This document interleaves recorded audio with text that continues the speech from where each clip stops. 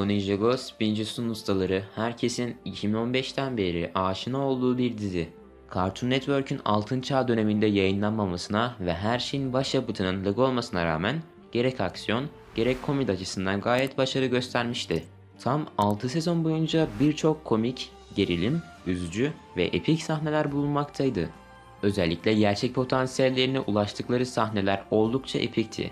İşte biz de bugünkü videomuzda 5 ninjamızın gerçek potansiyellerine ulaştığı sahnelere bakacağız. Aa!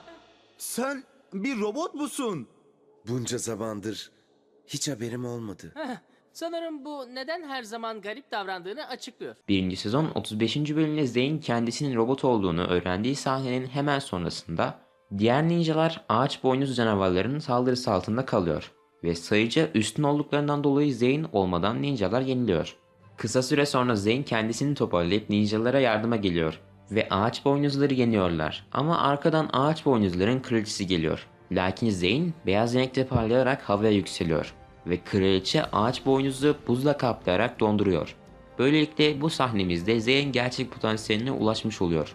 Ayrıca diğer ninjaların arasında ilk gerçek potansiyeline ulaşan ninja oluyor. Robotun bunu yaptığını hiç görmemiştim. Ninja robot demek istedi. Her neyse. Zeyn gerçek potansiyelini ortaya çıkardı. Zeyn'in gerçek potansiyeline ulaşmasından tam 5 bölüm sonra yılan tarafından sokulmuş Jay bizlerin karşısına geliyor. Bölüm boyunca Jay yılana dönüşüyor. Yani yılan zehrinden yavaş yavaş etkileniyor.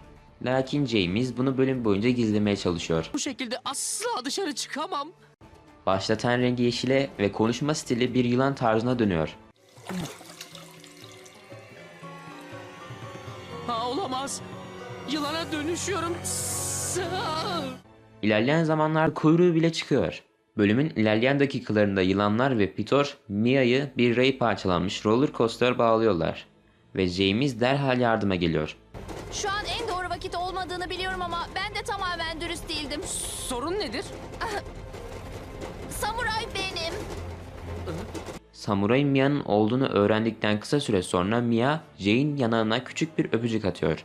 Jay'in yılana dönüşmesinin durmasıyla beraber Jay gerçek potansiyeline ulaşıp roller coaster'ı durduruyor. Bu bizim diş bıçağı. Şansa bak, bu tam da Pitor'un aradığı şeydi. Diğerlerine haber vermemiz gerekir. Aynı şekilde aradan 5 bölüm geçtikten sonra bizim ninjalar diş bıçağını Pitor'dan önce alıp onun planını durdurmak için bir şarkı yarışmasına yani bir nevi gösteri yarışmasına katılırlar. Yarışma vaktinden önce Cole'un babası ninjaları gösteri için eğitir. Bir süre sonra yarışma zamanı gelir ve sahneye çıktıklarında mükemmel bir uyum içinde gösteri yaparlar. Ninjalar jürilerden tam puan alır ve sahne arkasında bıçak kupasını alırlar. Pitor sahne arkasına gelir ve yılanlara sahne ışıklarını Cole'un babasına üzerine bırakmalarını emreder. Cole derhal babasının üzerine nesneler düşmeden atlar. Kısa süre sonra ninjalar evrak çantasında bulunan Cole'un tırpanının parladığını görürler. Cole artık gerçek potansiyeline ulaşmıştır ve sahne ışıklarını babasının üzerinden kaldırır. Cole gerçek potansiyelini buldu. Babasıyla olan ilişkisi onu hep bağlamış olmalı. O bir yenilmez. Bu seferki bölümde Zeyn'in şahini Pitor'un yine bir diş bıçağını almak için yılanlarla birlikte ateş tapınağına giderken Lloyd'u esir aldığını görür. Lord Garmadon, Sensei ve ninjalar derhal tapınağa giderler ve yılanların 3. diş bıçağını kazı yaparak bulduklarını görürler.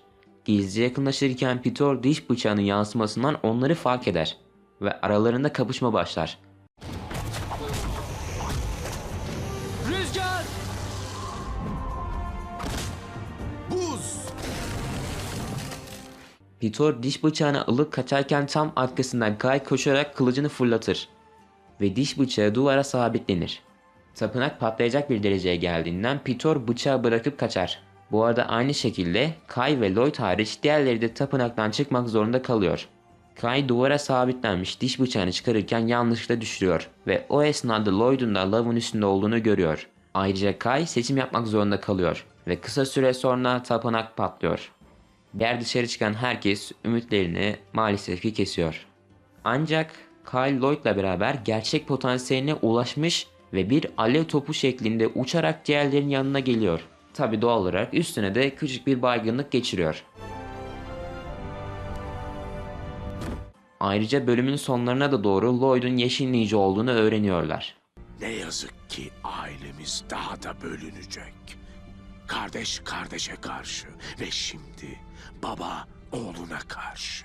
Sensei Wu'nun dediği gibi de olur. Baba oğul kavuşma zamanı gelir ve karanlık tüm şehri sarar. Tek umut ninjalardadır. Derebeyi ejderha formunda bir kulenin üstünde çıkmıştır. Ninjalar onunla savaşmak için kulenin üstüne çıkarlar. Lakin başta Cole, sonra Jay enfekte olur. Ardından Zayn ikisini durdurmak için, Kyle da Mia'yı tutmak için durar. Artık tek savaşacak kişi Lloyd olur. Derebeyi ile karşı karşıya kalan Lloyd altın ejderhayı çağırır ve zırhı da altın olur. Böylelikle gerçek Spinjitzu ustası olduğunu kanıtlar. Ben en iyi Spinjitzu ustasıyım. Lloyd ışığın her zaman karanlıktan üstün olduğunu ve asla kaybetmeyeceğini söyleyerek savaşır. Ardından Derebey Lloyd'u ağzının içine alır. Ve Lloyd güçlü bir ışık atlamasını salarak Derebey'i yener. Böylelikle Lloyd gerçek potansiyeline ulaşmayı başarır. Şimdiki isterseniz Mia'nın gerçek potansiyeline ulaştığı sahneye bakalım. 5. sezonun son bölümünde de Morro Hayalet ordusuyla beraber şehre ün salar. Ninjalarla geçen kapışmasından sonra Morro Hayalet ordusunun yardımıyla şehirden uzaklaşarak hareket eden gemiye doğru ilerler.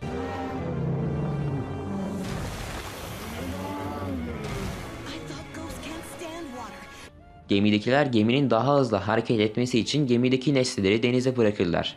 Ama yine de Morro gemiye gelmeyi başarır. Gemidekiler panik içinde koşuşturur.